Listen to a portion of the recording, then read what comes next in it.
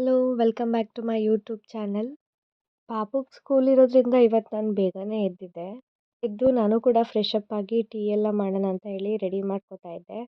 ಸ್ವಲ್ಪ ಅಮ್ಮ ಪಾತ್ರೆನೆಲ್ಲ ತೊಳ್ಕೊಡ್ತಾ ಇದ್ರು, ಹಾಗೇನೆ ಮಾತಾಡ್ತಾ ಇದ್ವಿ.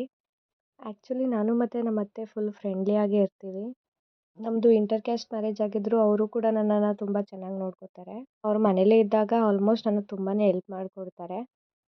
ಸೊ ಹಾಗೆ ಸುಮ್ಮನೆ ಮಾತಾಡಿಕೊಂಡು ಹಾಗೆ ನಾನು ಒಂದು ಕಡೆಯಿಂದ ಕಿಚನ್ನ ಕ್ಲೀನ್ ಮಾಡ್ಕೊಳ್ತಾ ಇದ್ದೆ. ಆ್ಯಂಡ್ ಪಾಪುಗೆ ಕೂಡ ಸ್ಕೂಲ್ ಇರೋದ್ರಿಂದ ಅವನಿಗೆ ಬ್ರೇಕ್ಫಾಸ್ಟ್ ಕೂಡ ರೆಡಿ ಮಾಡಬೇಕಾಗಿತ್ತು. ಸೊ ಅದನ್ನೆಲ್ಲ ನಾನು ಒಟ್ಟಿಗೆ ರೆಡಿ ಮಾಡಿಕೊಂಡೆ ನಿಂತ್ಕೊಂಡು. ಅಷ್ಟರಲ್ಲಿ ಪಾಪು ಕೂಡ ಎದ್ದಿದ್ದ, ಅವರಪ್ಪ ಅವನನ್ನು ಎತ್ಕೊಂಡು ಕರ್ಕೊಂಡು ಬಂದರು. 10 ಡೇಸಿಂದ ಕ್ರಿಸ್ಮಸ್ ಹಾಲಿಡೇಸ್ ಇದ್ದಿದ್ದರಿಂದ ಅವನಿಗೆ ಇವತ್ತು ಸ್ಕೂಲ್ಗೆ ಹೋಗೋಕ್ಕೆ ಇಂಟ್ರೆಸ್ಟೇ ಇರಲಿಲ್ಲ. ಸೊ ಅವನ್ನ ಸ್ವಲ್ಪ ನಿಧಾನವಾಗಿ ಸಮಾಧಾನ ಮಾಡಿ ಆಮೇಲೆ ರೆಡಿ ಮಾಡೋಕ್ಕೆ ಕರ್ಕೊಂಡು ಹೋದೆ. ಸ್ಕೂಲಿಗೆ ಹೋಗೋವರೆಗೂ ಮಾತ್ರ ಹೀಗಿರ್ತಾನೆ ಅಷ್ಟೇ, ಆದರೆ ಹೋದ ತಕ್ಷಣ ಅವನು ನಮ್ಮನ್ನೇ ಮರೆತುಬಿಡ್ತಾನೆ. ಹಾಗೆ ಅವನು ನೈಟೇ ನನಗೆ ಇದೇ ಬ್ರೇಕ್ಫಾಸ್ಟ್ ಬೇಕು ಅಮ್ಮ ಅಂತ ಹೇಳಿರ್ತಾನೆ. ಅದೇ ರೀತಿ ಇವತ್ತು ನನಗೆ ಚಪಾತಿ ಬೇಕು ಅಮ್ಮ ಅಂತ ಹೇಳಿ ಮೊದಲೇ ಆರ್ಡರ್ ಆಗಿತ್ತು ಸಾಹೇಬ್ರ ಕಡೆಯಿಂದ.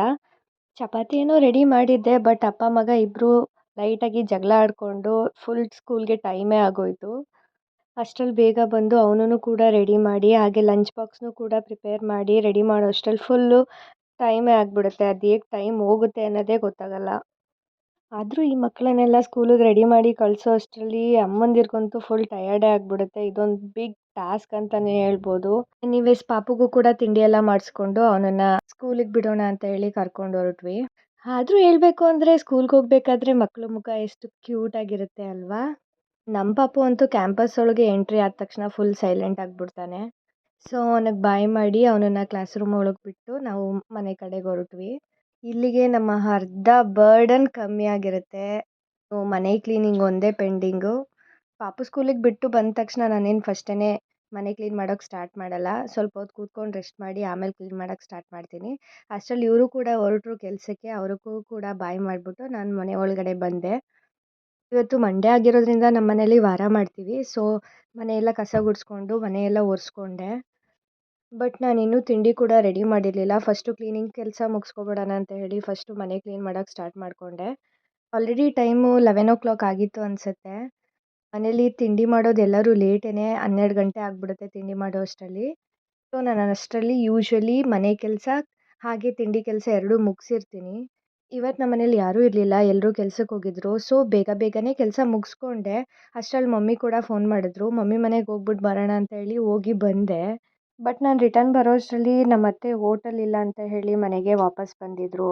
ನಾನು ಬೇರೆ ತಿಂಡಿನೂ ರೆಡಿ ಮಾಡಿರಲಿಲ್ಲ. ನಾನು ಮನೆ ಒಳಗೆ ಬರೋ ಅಷ್ಟರಲ್ಲಿ ಅವರೇ ಸಾಂಬಾರಿಗೆಲ್ಲ ರೆಡಿ ಮಾಡ್ತಾಯಿದ್ರು. ಹಾಗೆ ಅಡುಗೆಗೂ ಕೂಡ ಬೇಗ ರೆಡಿ ಮಾಡಿಕೊಟ್ಟು ನಾನು ಬೇಗ ಹೋಗಿ ಸ್ನಾನ ಮಾಡ್ಕೊಂಡು ಬಂದ್ಬಿಡೋಣ ಅಂತ ಹೇಳಿ ಹೋಗಿ ಫ್ರೆಶ್ ಆಗ್ಬಿಟ್ಟು ಬಂದೆ. ಬಂದು ಪೂಜೆ ಎಲ್ಲ ಮಾಡಿ ಮುಗಿಸೋ ಅಷ್ಟರಲ್ಲಿ ಇವರು ಕೂಡ ತಿಂಡಿಗೆ ಅಷ್ಟರಲ್ಲಿ ಬಂದರು ಮನೆಗೆ. ಅರೌಂಡ್ 12 ಆಗಿತ್ತು ಟೈಮು. ನಾನು ಕೂಡ ಇನ್ನೂ ತಿಂಡಿ ಮಾಡಿರಲಿಲ್ಲ. ಅವ್ರು ಬರೋದನ್ನೇ ವೆಯ್ಟ್ ಮಾಡ್ತಿದ್ದೆ. ಹಾಗೆ ಅಣ್ಣವ್ರದ್ದು ಒಂದು ಮೂವಿ ಹಾಕಿದ್ರು, ಅದನ್ನು ನೋಡಿಕೊಂಡು ಇವರು ತಿಂಡಿ ಮಾಡಿಕೊಂಡು ನಂತರ ಕೆಲ್ಸಕ್ಕೆ ಮತ್ತೆ ರಿಟರ್ನ್ ಹೊರಟರು.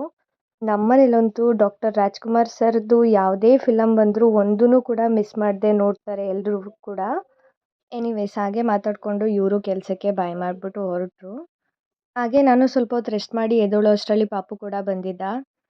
ಅವನಿಗೂ ಕೂಡ ಸ್ನಾನ ಎಲ್ಲ ಮಾಡಿಸಿ ಮಮ್ಮಿ ಸ್ವಲ್ಪ ಹೊರಗಡೆ ಶಾಪಿಂಗ್ ಹೋಗೋಣ ಅಂತ ಹೇಳಿದರು. ಸೊ ಅವನು ಕೂಡ ನಾನು ಕರ್ಕೊಂಡು ಮಮ್ಮಿ ಮನೆಗೆ ಹೊರಟೆ. ಸೊ ನಾವು ಡೈರೆಕ್ಟ್ಲಿ ಅಲ್ಲಿಂದ ಹೊರಟಿದ್ದು SRS ಸೂಪರ್ ಮಾರ್ಕೆಟ್ಗೆ. ಮಮ್ಮಿ ಮನೆಗೆ ರೇಷನ್ ತೊಗೋಬೇಕು ಅಂತ ಹೇಳಿ ಕರ್ಕೊಂಡೋಗಿದ್ರು. ಅನ್ವಿಗೆ ಶಾಪಿಂಗ್ ಮಾಡೋದು ಅಂದರೆ ತುಂಬಾ ಇಷ್ಟ. ಸೊ ಅಮ್ಮ ಯಾವಾಗಲೂ ಮಿಸ್ ಮಾಡ್ದಾನೆ ಅನ್ವಿನೂ ಕೂಡ ಕರ್ಕೊಂಡು ಹೋಗ್ತಾರೆ. ಒಂದು ಕಡೆಯಿಂದ ಐಟಮ್ಸ್ ತೊಗೋತಾ ಇದ್ದರೆ ನನ್ನ ತಮ್ಮನೂ ಮತ್ತು ಅನ್ವಿನೂ ತುಂಬ ಕಿತ್ತಾಡ್ತಾಯಿದ್ರು. ಇವ್ರದ್ದು ಯಾವಾಗಲೂ ಇದ್ದಿದ್ದೇ, ಯಾವಾಗ ನೋಡಿದ್ರೂ ಕಿತ್ತಾಡ್ತಿರ್ತಾರೆ. ಅವ್ನು ಇವ್ನಿಗೆ ಹೊಡಿತಾನೆ, ಇವ್ನು ಅವ್ನಿಗೆ ಹೊಡಿತಾನೆ. ಹೇಗೋ ಇವ್ರ ಜಗಳದ ನಡುವೆ ಶಾಪಿಂಗ್ ಎಲ್ಲ ಮುಗಿಸ್ಕೊಂಡು ನಾವು ಅಲ್ಲಿಂದ ಹೊರಟ್ವಿ. ಹಾಗೆ ಬರ್ತಾ ಮಸಾಲೆ ಪುರಿ ತಿಂದ್ಕೊಂಡು ಬಂದ್ವಿ ಮನೆಗೆ. ನಾನು ಆಲ್ರೆಡಿ ಮನೆಗೆ ಬರೋ ಅಷ್ಟರಲ್ಲಿ ಇವರು ಒಂದು ರೌಂಡ್ ಪಾಪುನ ನೋಡೋಕ್ಕೆ ಅಂತ ಮನೆಗೆ ಬಂದಿದ್ದರು. ಡೈಲಿ ಈವ್ನಿಂಗ್ ಸ್ವಲ್ಪ ಹೊತ್ತು ಪಾಪು ಜೊತೆ ಆಟಾಡಿಕೊಂಡು ಆಮೇಲೆ ಮತ್ತೆ ಕೆಲ್ಸಕ್ಕೆ ರಿಟರ್ನ್ ಹೊರಟೋಗ್ತಾರೆ. ಹೋದರೆ ಇನ್ನೂ ಬರೋದು 10:45 ಆಗಿಬಿಡುತ್ತೆ. ಹಾಗೆ ಅವರನ್ನು ಕಳಿಸ್ಕೊಟ್ಟು ನಾನು ಸ್ವಲ್ಪ ಬಂದು ರೆಸ್ಟ್ ಮಾಡಿದೆ. ಪಾಪುಗೂ ಕೂಡ ಹೋಮ್ವರ್ಕ್ ಎಲ್ಲ ಕಂಪ್ಲೀಟ್ ಮಾಡಿಸ್ಕೊಟ್ಟೆ. ಅವನು ಯಾಕೋ ತುಂಬ ಹಠ ಮಾಡ್ತಿದ್ದ. ಸೊ ಬೇಗ ಹೋಮ್ವರ್ಕ್ ಎಲ್ಲ ಮಾಡಿಸಿ ಅವನಿಗೂ ಊಟ ಎಲ್ಲ ಮಾಡಿಸಿ ಆಮೇಲೆ ಮಲಗಿಸೋಣ ಅಂದರೆ ಮಲ್ಕೋತಾನೇ ಇರಲಿಲ್ಲ, ಹಂಗೆ ಆಟ ಆಡ್ತಾ ಇದ್ದ. ಆಲ್ರೆಡಿ ಫುಲ್ ನಿದ್ರೆ ಬಂದಿತ್ತು. ಹಾಗೆ ಆಟ ಆಡಿಸ್ಕೊಂಡೆ ಸ್ವಲ್ಪ ನಿದ್ರೆ ಮಾಡಿಸ್ದೆ ಅವನಿಗೆ. ಅಷ್ಟ್ರಲ್ಲಿ ಟೈಮ್ ಕೂಡ ಆಯಿತು. ಇವರು ಕೂಡ ಮತ್ತೆ ರಿಟರ್ನ್ ಮನೆಗೆ ಬಂದರು.